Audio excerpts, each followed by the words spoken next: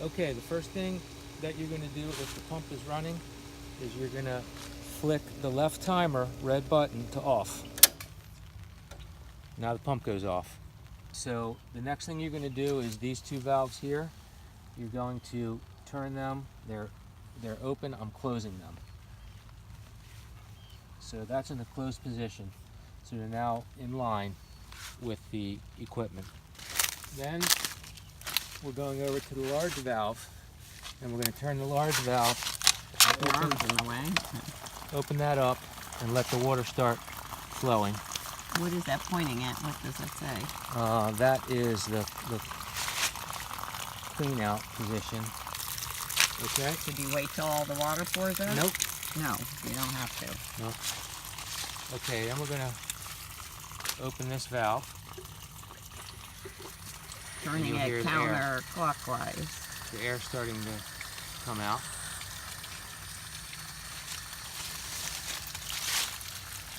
And then the next thing we're going to do is we're going to release down here at the bottom. We're going to open this port to let the water out of the filter. You're turning it counterclockwise? Counterclockwise. And that water will start pouring out of there.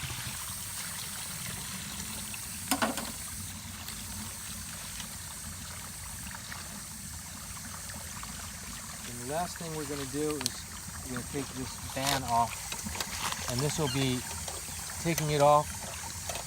It's kind of, even though I have it pretty tight on here, this nut is actually pretty loose, and after you get a few turns on it, you should be able to turn it by hand. That won't be the case when it comes time to tighten it.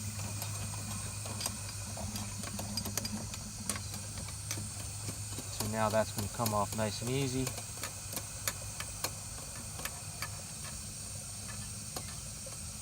Don't lose the nut.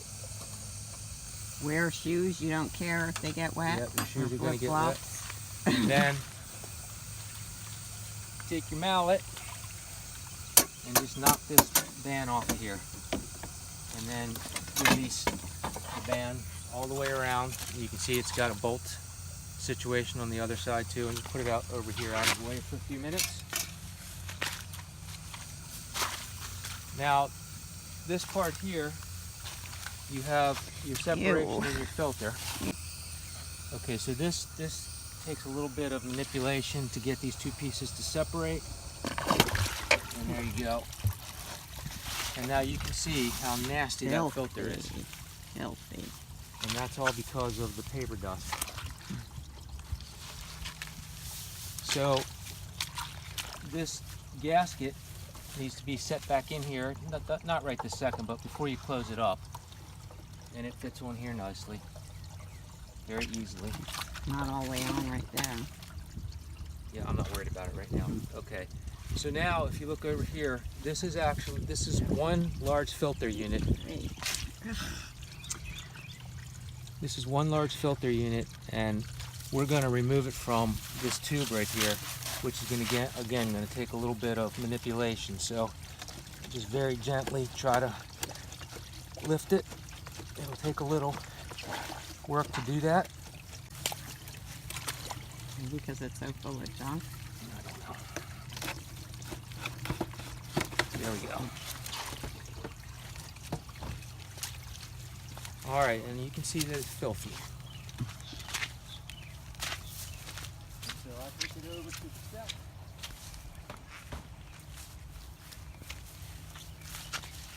And hose will reach all the way over.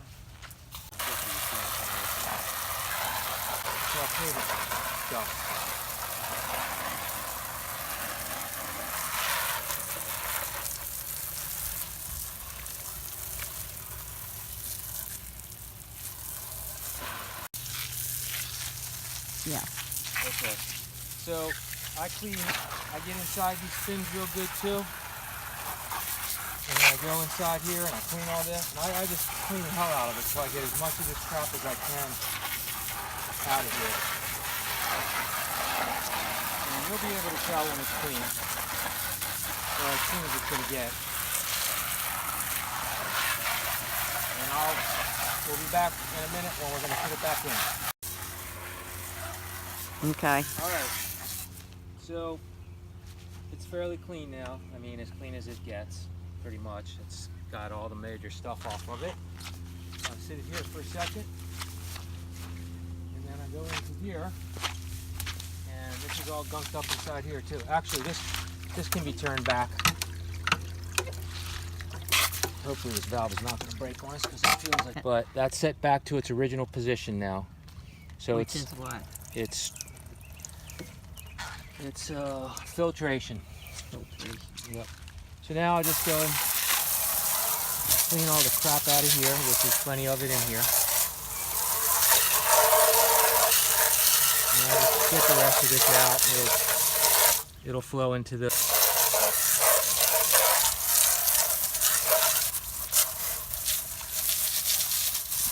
And that's probably good enough.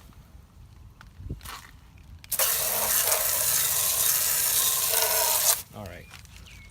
So once we get to that point, we now grab the filter again. And the going in is easier than the taking out.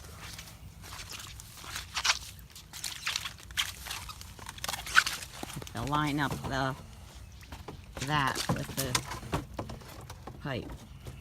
And you just kind of wiggle it back on.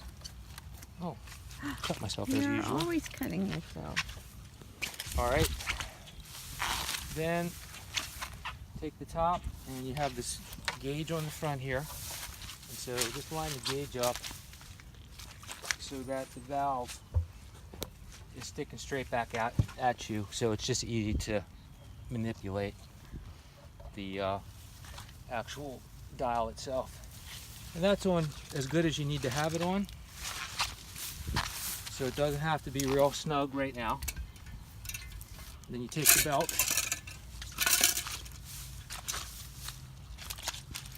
and you put it back in position,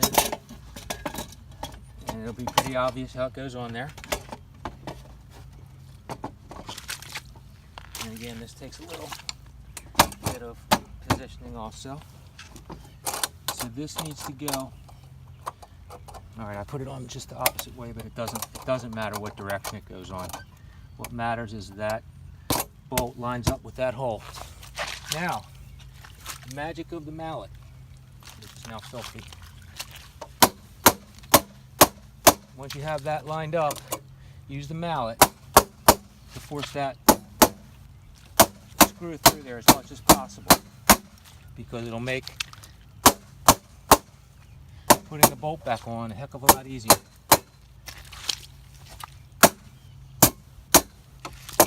Okay, that's pretty good. So now we'll take the nut.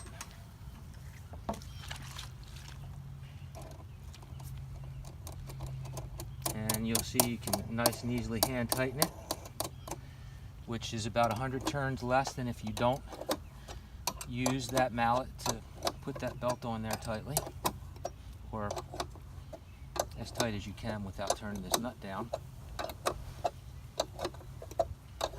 And literally, the difference, because there's still quite a few turns needed here, but the difference between using that mallet and not using that mallet is about 100 turns of this wrench, so it's worth using the mallet.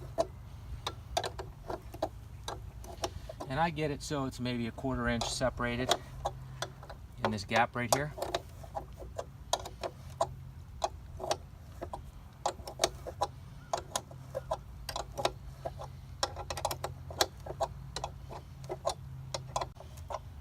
Alright, and that's a pretty tight fit. That's good enough. This valve is still open.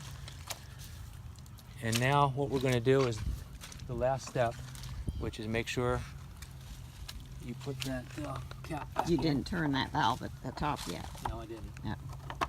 Doesn't really matter. I mean, ultimately you'd have to open it back up if you did close it, because you have to let the air out, which we're going to do anyway. So again, I'm just going to tighten it up so that it doesn't leak when we close it. It's a very awkward position, and that's probably good enough.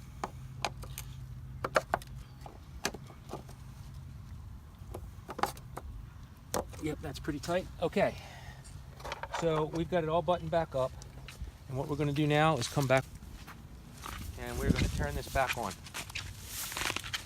And once we turn it back on, one more very important step.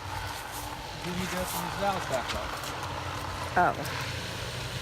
Okay, and that's simply turning them back in their original position that they were. Preferably before you turn it back on. Doesn't matter. I mean, you need to do it. You should do it before. You can hear the air bleeding out of here now. Okay, and that's why they call it a bleeder valve. And eventually what's going to happen is, you can see there's water, the air at the pool. So the air and the water are circulating until the air is out, which is what this bleeder valve is going to do. And once the air is fully out, you're just going to see a stream of water shoot across. Still bubbling. Once you see the stream of water shoot across, we're going to close that bleeder valve and we're done.